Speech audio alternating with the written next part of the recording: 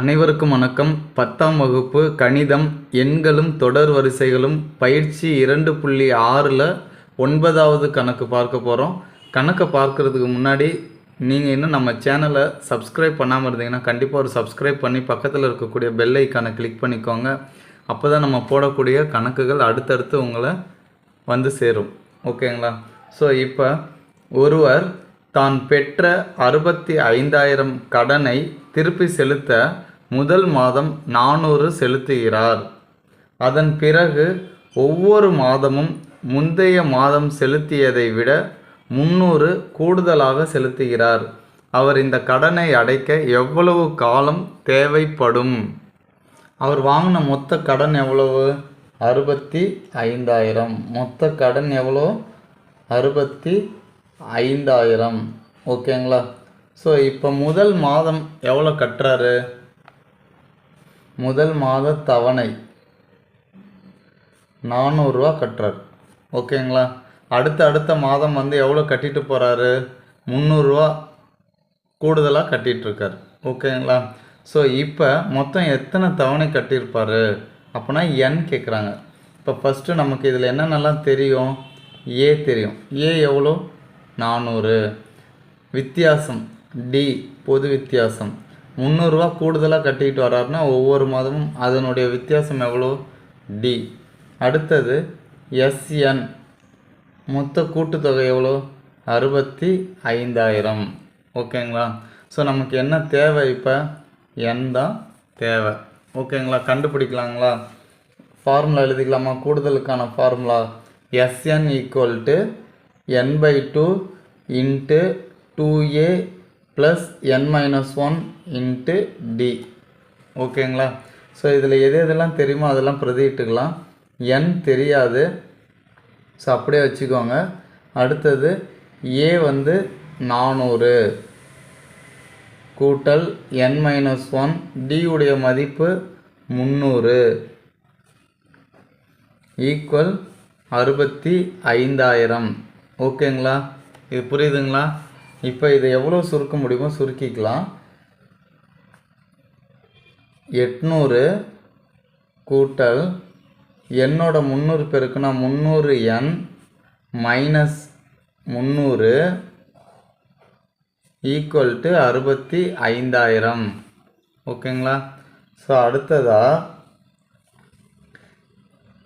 இந்த 2 அந்தாண்ட போயிடுச்சுன்னா என்னவா மாறிடும்? இங்கே வகுத்தலாக இருக்குது, ஆப்போசிட் சைடு வந்தால் பெருக்கலாக மாறிடும்.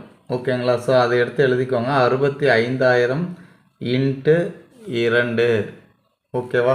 ஸோ மீதி இருக்கிறது 800ல் 300 போயிடுச்சுன்னா 500 கூட்டல் 300n. இப்போ இது பெருக்குனா என்ன வரும்? 1,30,000. இப்போ என்னோட 500 பெருக்குனா 500n கூட்டல் என்னோட 300 என்ன பெருக்குனா 300n². ஓகேங்களா? ஸோ இப்போ இது எல்லாமே நம்ம 100ஆல் டிவைட் பண்ணலாம். அப்போ 100ஆல் நம்ம டிவைட் பண்ணுறோம் அப்படின்னா என்ன வரும்?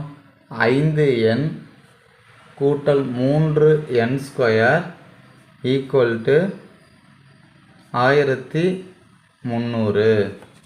புரியுதுங்களா? இப்போ இதை ஆர்டராக எழுதிக்கலாம். 3n² கூட்டல் 5n ஈக்குவல் டு 1300. எழுதியாச்சா? ஸோ இதை நம்ம என்ன பண்ண போகிறோம்? காரணிப்படுத்த போகிறோம். இப்போ பெருக்குனா நமக்கு என்ன கிடைக்கணும்? இப்போ இது உள்ளே வந்துடும், மைனஸ் ஈக்குவல் டு 0ன்னு வச்சுக்கோங்க. இப்போ பெருக்குனா 3,900 வரணும். ஏன்னா இந்த 3ஐயும் இந்த 1300ஐயும் நம்ம பெருக்கிக்குவோம். இப்போ பாருங்கள், பெருக்குனா என்ன வரணும்? 3,900, அதுவும் மைனஸ் 3,900. கூட்டினா என்ன வரணும்? 5 வரணும். அப்போ எந்த 2 எண்களை பெருக்குனா 3,900 வருதுன்னு பாருங்கள். 60ஐயும் 65ஐயும் நம்ம பெருக்க போகிறோம். 60ஐயும் 65ஐயும் பெருக்க போகிறோம். ஸோ இப்போ இதில் இங்கே கூட்டும்போது என்ன கிடைக்கணும்? ப்ளஸ் கிடைக்கணும். ஸோ அப்போ சிறிய எண்ணுக்கு நான் என்ன பண்ணிக்கிறேன்? மைனஸ் போட்டுக்கிறேன். ஏன்னா பெருக்கும்போது மைனஸ் கிடைக்கணும். கூட்டும்போது ப்ளஸ் கிடைக்கணும்னா அப்போ பெரிய எண்ணிலேருந்து சிறிய எண்ணை கழிக்கும் பொழுது நமக்கு என்ன வந்துடும், குறி வந்து ப்ளஸில் வந்துடும். ஸோ இதை நான் எடுத்து இங்கே எழுதிக்க போகிறேன். நல்லா பாருங்கள், 3n². இந்த 5 எண்ணை வந்து நான் எப்படி எழுத போகிறேன்னா -60n கூட்டல் 65n -1300. இப்போ பாருங்கள், 65ல் 60 போயிடுச்சுன்னா எவ்வளோ வருது, 5 வருதா? ஸோ அதை தான் நான் அப்படி பிரித்து எழுதியிருக்கேன். ஓகேங்களா? ஸோ இப்போ அடுத்தது நான் என்ன பண்ண போகிறேன், இது ரெண்டுலேயும் எது காமனாக இருக்குது பாருங்கள், n இருக்குது. ஸோ n எடுத்து வெளியே எழுதிக்கிட்டேன். அடுத்தது இதுலேயும் 3 இருக்குது, இதுலேயும் 3 இருக்குது. ஸோ அப்போ 3n காமனாக எடுத்து எழுதிக்கிட்டேன். ஓகேங்களா? ஸோ மீதி என்னென்ன இருக்குது பாருங்கள், இங்கே ஒரு n இருக்குது, அப்படியே போட்டுட்டேன். ஸோ மைனஸ் இங்கே 20n எழுதியாச்சுங்களா? ஸோ அடுத்தது இந்த ப்ராக்கெட்குள்ளே இருக்கிறத அப்படியே இங்கே எடுத்து எழுதிக்கோங்க, n - 20n. இதோட எந்த நம்பரை பெருக்குனா நமக்கு வந்து இங்கே வருதுன்னு பாருங்கள், இங்கே கூட்டல் 65. 65ஓட n பெருக்குனா 65n வந்துருச்சு. 65ஓட 20 பெருக்குனா 1300 வந்துருச்சு. ஓகேங்களா? ஸோ இப்போ வெளியே எது எது இருக்குது, 3n கூட்டல் 65, அதை எடுத்து எழுதிக்கோங்க.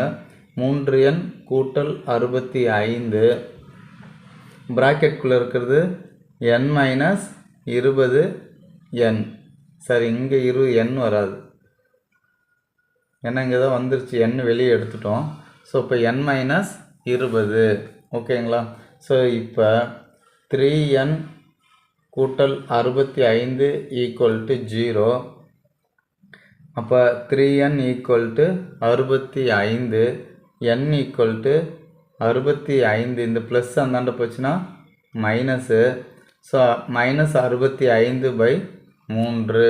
ஸோ இதை அடிக்க முடியுமா, அடிக்க முடியாது. ஓகேங்களா? ஸோ இது அப்படியே வச்சுக்கோங்க, n = -65/3. அடுத்தது n - 20 = 0, n = +20. ஓகேங்களா? ஸோ இப்போ எத்தனை தவணைகள் கட்டியிருப்பார் அப்படின்னு பார்த்தீங்கன்னா, நம்ம எதில் எடுத்துக்கணும், பாசிட்டிவில் இருக்கிறது தான் எடுத்துக்கணும். நெகட்டிவ் வந்து எடுத்துக்கக்கூடாது, ஏன்னா நம்ம வந்து கட்டாமல் இல்லை. ஸோ அப்போ இந்த வேல்யூ வந்து நம்ம கணக்கில் எடுத்துக்கக்கூடாது. ஓகேங்களா? ஸோ எதை எடுத்துக்கணும், ப்ளஸ்ஸு n = 20. 20 தவணைகளில் கட்டி அந்த 65,000 கடனை வந்து என்ன பண்ணியிருப்பார், அவர் அடைச்சிருப்பார். ஓகேங்களா? ஸோ அப்போ இதற்கான ஆன்சர் என்னது, 20. n = 20. ஓகேங்களா? உங்களுக்கு இந்த சம்மில் ஏதாவது டவுட் இருந்தால் கண்டிப்பாக கமெண்ட் பாக்ஸில் கமெண்ட் பண்ணுங்கள். நீங்கள் இன்னும் நம்ம சேனலை சப்ஸ்கிரைப் பண்ணலாம், கண்டிப்பாக ஒரு சப்ஸ்கிரைப் பண்ணிக்கோங்க. தேங்க்ஸ் ஃபார் வாட்சிங்னா, தேங்க்யூ டு ஆல்.